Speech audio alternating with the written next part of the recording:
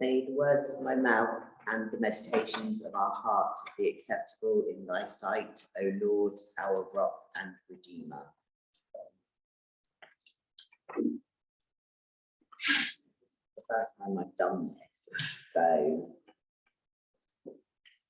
when I originally started drafting this sermon back in May, I had intended to start with a mostly rhetorical question. What links ocean acidification and mass coral bleaching events, widespread racism against 3 young black footballers playing for England, and Matthew chapter 22, verse 39, thou shalt love thy neighbour as thyself.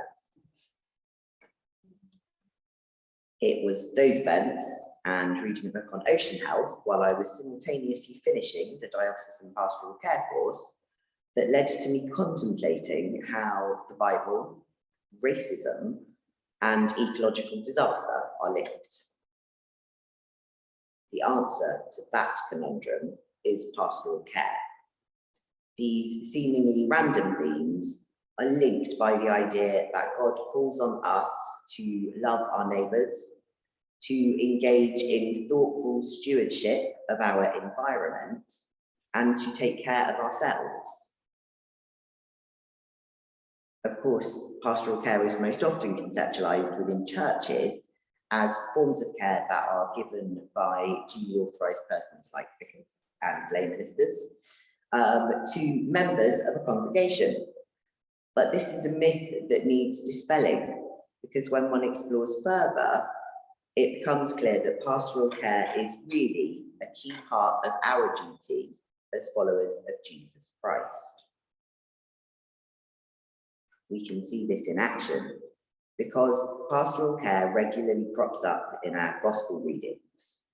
When asked what the most important commandments are, Jesus replies that we must love the Lord our God and then love our neighbours as ourselves. There is, typical of Jesus, another trick in that bidding too, because an often overlooked aspect of that commandment is the phrase, as ourselves.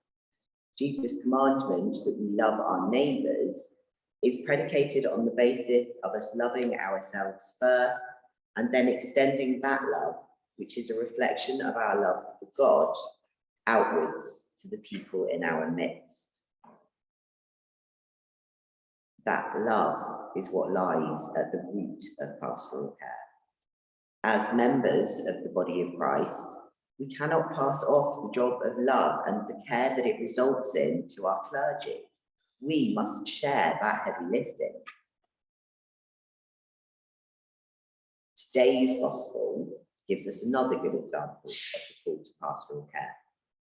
Jesus tells the young man who asks him a question that he must sell his belongings, donate the proceeds to the poor, and only then will he be able to enter the kingdom of heaven.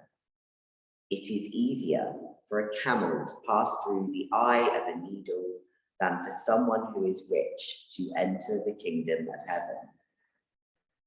Jesus, who appeared an early socialist if you read the Gospels closely, knows that those who accrue excess riches do so at the expense of others. We live in a society that contains billionaires who pay very low taxes. Well, just this week, the end of the universal credit uplift withdrew £20 a week from families who now face even more precarious circumstances as we are entering a winter of projected power blackouts and food shortages. There is no morality to be found in hoarding resources while your fellow man starves. Therefore, our pastoral care must also include dispensing care and grace to those we see in need, regardless of their membership of any church. I cannot preach on pastoral care today without mentioning that it is Safeguarding Sunday. In a week where the report around the known scale of extensive abuse of children in France by clergy and other members of the church has come to light, it is a pertinent moment to remind ourselves that safeguarding is not just a politically correct tick box exercise to appease legislators. Safeguarding and pastoral care are inextricably intertwined. We cannot be good at one while ignoring the other.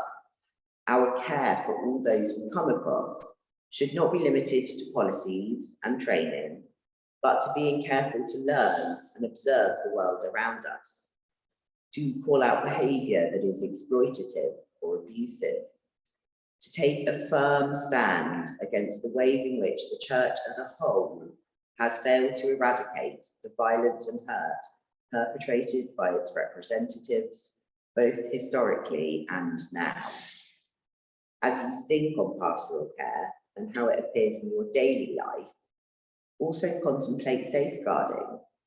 Do you notice the ways those whose voices have been silenced reach out to you?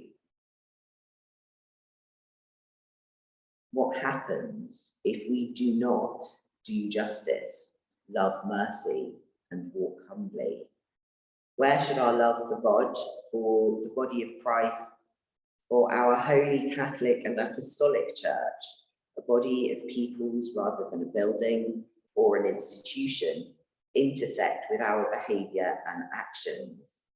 We must be vigilant as a community, that we are conscious of the ways that abuse manifests in churches, and ensure that we are at all times aware of the signs that something is amiss.